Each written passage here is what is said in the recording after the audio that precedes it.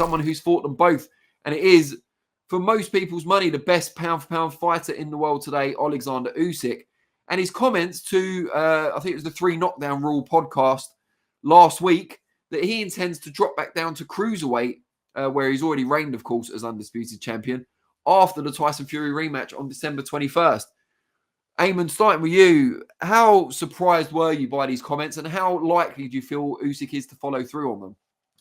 Yeah, very surprising to hear these comments from Oleksandr Usyk, specifically because the riches are there at heavyweight. And sure, he's done everything, but if you're going to continue, would you not want to maximize on your career as much as possible by getting those big heavyweight paydays, those big heavyweight fights? Maybe the Saudis are really fond of Oleksandr Usyk, and his cruiserweight fights, his second cruiserweight campaign will continue in Saudi Arabia. But I still feel that there'll be quite a bit of loss there for Oleksandr Usyk. And it's admirable, to be fair, on that side of things, that he'd want to keep those accolades coming. Maybe he'll just bounce between the two. He'll drop the titles at heavyweight, come down to cruiserweight, pick those back up, drop the titles at cruiserweight, go back up to heavyweight, and then, you know, hang his hat or hang his gloves up and retire off into the sunset. But interesting comment. And I imagine that there are a lot of heavyweights that are really happy right now, and a lot of cruiserweights that aren't so happy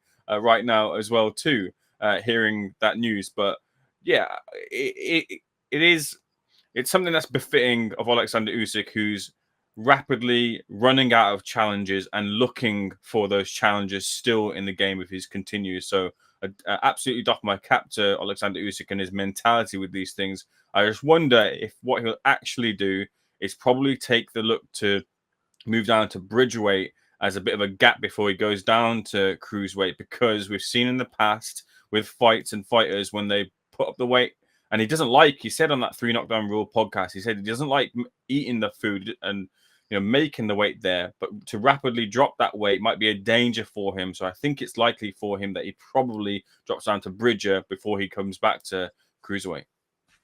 Yeah, so it's interesting you mentioned the reasoning for dropping back down, because that really annoyed me. I like Usyk, I'm a big fan, but that seriously pissed me off. He's moving down because he doesn't like eating too much food. Are you having a laugh? Do you know how hard it is for me to not eat too much food? And you got someone out there who can like eat as much as he wants. There's no weight limit on his thing. He can still be athletic, still beat the best fighters in the world, Anthony Joshua, Tyson Fury, despite eating, you know, copious amounts, and he's complaining about it. In fact, he's not only complaining about it, he's you know, intentionally avoiding doing it going forward. He's not my spirit animal, I can tell you that much. Ramez, you've been in a couple of weights. You're obviously at super feather and at feather and at super bantam, and bantam as well at one point, I believe. I know the difference in weight is smaller than it is, you know, cruiserweight, heavyweight, and so on. The differences are small but meaningful. How much difference does it actually make to you in terms of both the dieting aspect and how hard that is, and how you feel in the ring on the night? Yeah, well, you talk about nice problems to have with Usyk. They're very nice problems to have, and I wish I had them, but I didn't. So yeah, it does make a massive difference. I know that it's only 3 pounds or 4 pounds, depending on which weight you're looking at. But they did make a massive difference. They made a massive impact in how you diet, the weight cut you had, and effectively how much you rehydrate and how you perform.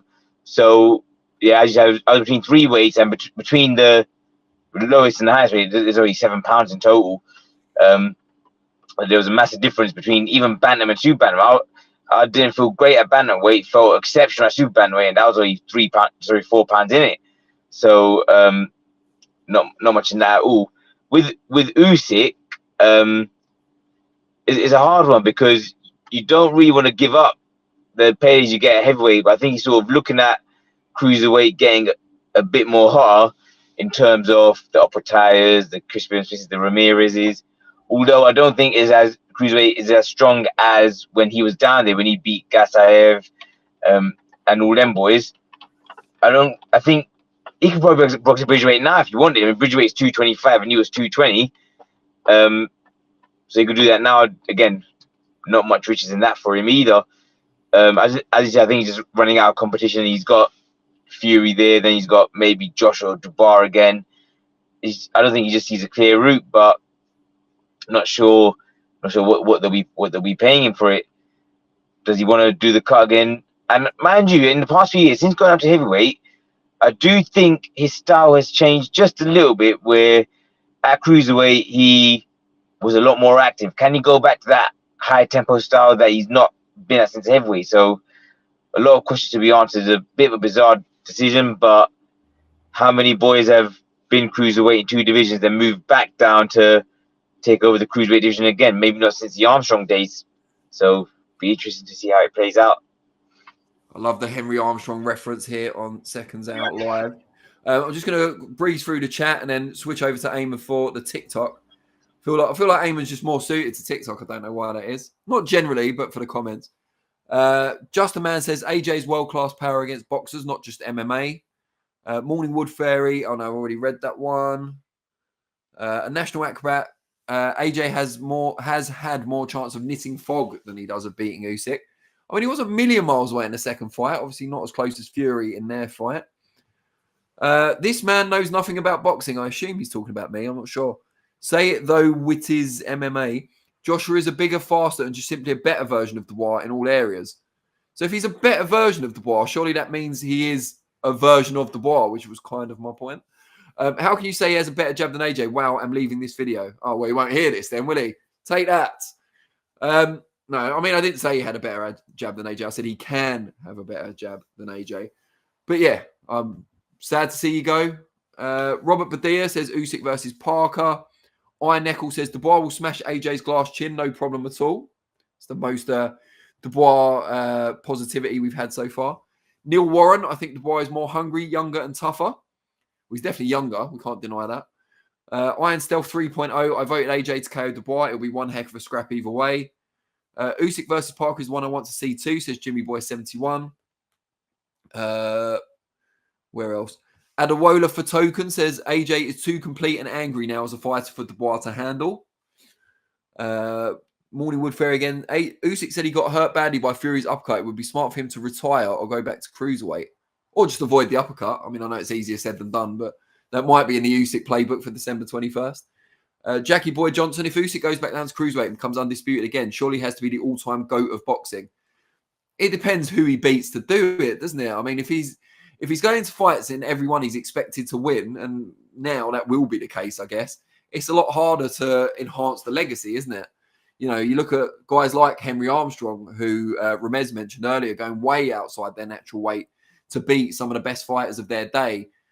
It's always going to be difficult, especially in this era of the belts being fragmented rather than having one undisputed world champion. In the old days where guys would move up from lightweight to welterweight to middleweight because we didn't have 17 weight divisions then, and beating the recognised number one in that division each time as well, the likes of Henry Armstrong and Sugar Ray Robinson and so on and so forth, Barney Ross, and, you know, we could go on. I'm just name dropping to show off at this point, but you get what I'm saying. You know, it's tough for fighters these days to establish themselves as the greatest of all time, quote unquote.